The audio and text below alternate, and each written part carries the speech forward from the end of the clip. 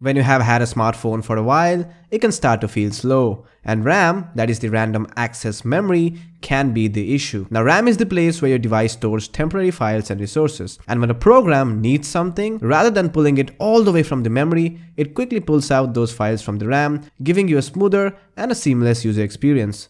With that, devices with more RAM can store more data, hence are smoother even while playing demanding games or while doing heavy multitasking, and devices with low RAM even struggles while doing rudimentary things like browsing the internet or while watching a video. The same is the case with any form of computers. But unlike computers where you can physically add as much RAM as you need, on smartphones the RAM is proprietary and cannot be physically added or removed without blowing the whole thing up.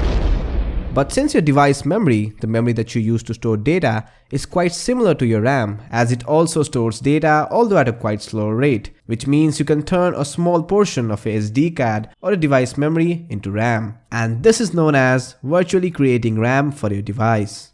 So I'm your host HK, let's make some RAM. So in order to expand your RAM, you will need three things. Number 1, a class 4 or higher SD card. I strongly recommend using a class 6 or class 10 SD card, as faster the SD card, better will be the overall performance. Number 2, a rooted Android device. If your device is not rooted, or if you don't know what root is, check the links in the description and get your device rooted. Number 3, an app from Play Store called as ROSoft RAM Expander, which will make the process much simpler. Now ROSoft RAM Expander is a paid app on Play Store, and for the money it's totally worth it. But before you go ahead and make the investment, click the second link under the thumbs up button and install this free app called as Memory Info and Swap File Check. It will tell you whether your device is compatible for RAM expansion or not. So install this free app from the Play Store, then tap on the ROSoft RAM Expander Test tab on the bottom, then select your SD card location, and after the test is completed, tap for results. If a window saying congratulations pop up, then you're good to go. If not, then try it again. Still, if you get no congratulation pop up, then your device kernel probably does not support RAM expansion and your money is safe. Or you can give it a shot. If it fails, then you can always ask for an app refund within 2 hours of purchasing this app and get your money back from Play Store. So there's nothing to lose.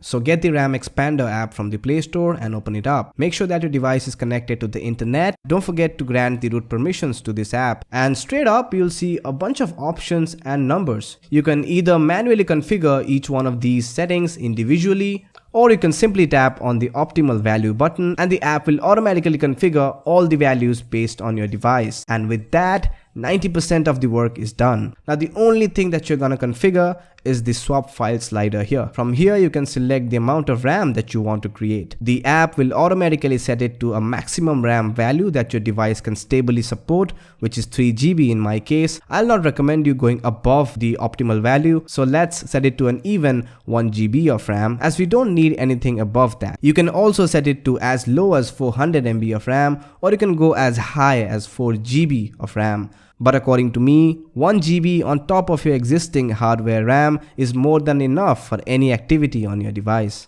So let's go ahead and do a quick rundown. Number 1, open the app. Number 2, grant the root permissions and make sure that the internet is turned on. Number 3, tap on the optimal value button. Number 4, select the amount of RAM that you want to create and don't go above the optimal value. After that, you'll need to tap on the swap active button at the top. Then it'll ask you to select your external SD card location. You can also try the internal SD card or internal memory. If it worked for you, do let me know in the comments below. That's our SD card, out of which 17 GB is free, although we only need 1 GB of space. Let's go ahead and select that. And then tap on the swap active button again and the swapping process will begin. Now depending on the amount of RAM you want to create, it can take between 2 to 15 minutes. And it's almost done. If everything goes right, it should look something like this. Let's close that. And upon sliding down your notification tab, you will find a new info bar showing the amount of expanded RAM that you just have created. Originally, I had 2 GB of RAM on my device, plus 1 more extra GB of RAM that we have just created, with a total of around 3 GB of RAM, which means, woohoo, it did work. And on a final note, the amount of RAM that you have just created will not be reflected in your device application manager, as it's a virtual RAM, not a hardware-based RAM, but it will function similar to your internal RAM. So earlier, when your device or a certain app needed more RAM and there was simply not enough RAM, the app or the game slowed down or lagged a lot due to insufficient RAM. But now, after expanding your RAM, when a device needs more RAM, the virtual RAM or the VRAM that you have just created will be utilized, giving you a smoother experience than before. Now, one really basic thing that you should understand is that there are several other factors like CPU frequency, number of cores, cache memory, app optimization for your device, background activities, and RAM that affects the speed and performance of your device. Which means RAM alone cannot speed your device, but it will help apps which require more RAM to run faster on your device. That's how RAM works. However, you won't see a huge boost in performance in day-to-day activities and apps that uses less RAM, as your hardware RAM will pretty much do the job. So while playing low-end games on high-end devices with sufficient RAM, you won't see any boost in performance. However, you'll definitely notice a significant improvement in speeds and performance, especially while playing high-end games on low-end devices or devices with low amount of RAM. And that's enough knowledge for today. If you found this video to be helpful, interesting, and if you got to learn something new today, please give this video a thumbs up. That'll really help me a lot. And do subscribe if you want to watch more interesting videos like these.